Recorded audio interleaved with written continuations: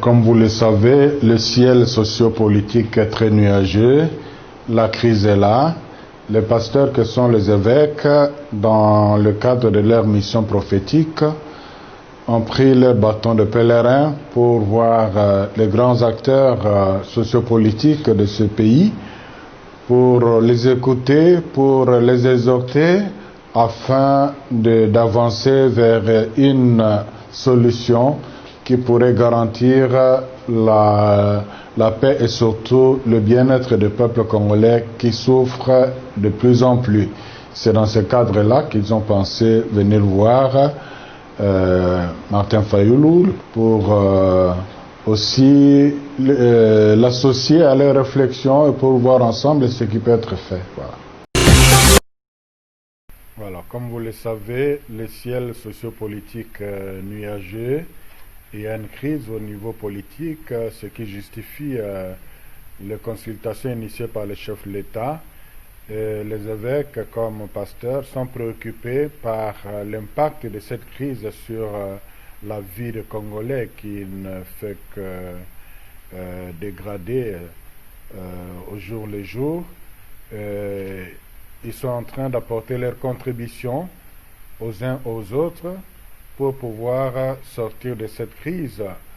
Le Premier ministre est la plaque tournante de la gestion de ce pays.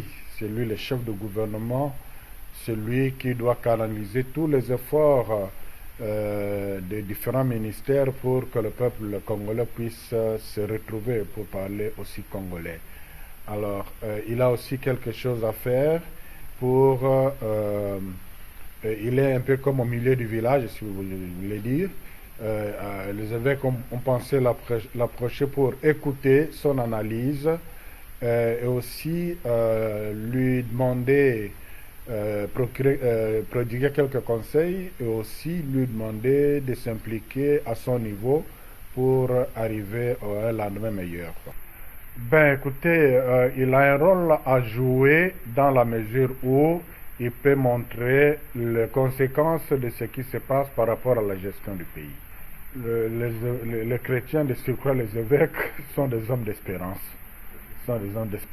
Et voilà.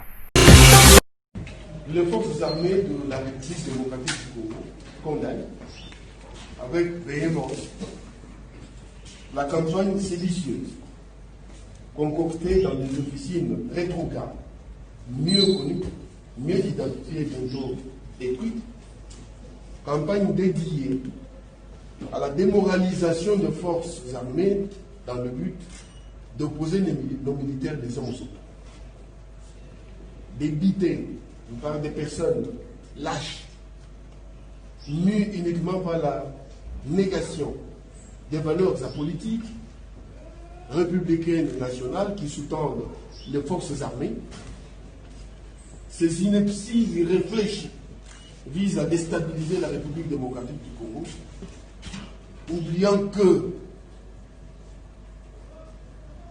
apolitique, nationale et républicaine, les forces armées de la République démocratique du Congo forment un tout inséparable, un maillon indissoluble, un corps bien huilé, tout dévoué à la stabilité et à la sécurité de notre pays.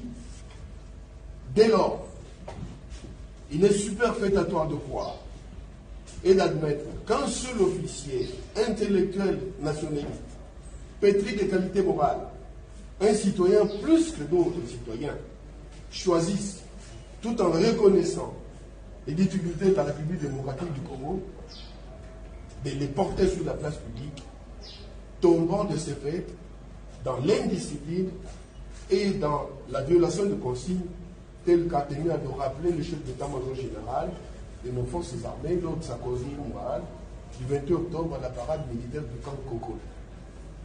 À cet effet, les forces armées tiennent à préciser que pour leur fonctionnement harmonieux, elles reçoivent diverses allocations financières, logistiques, techniques et structurelles, adaptées et conséquentes en vue des succès des opérations au travers d'une gestion transparente des ressources.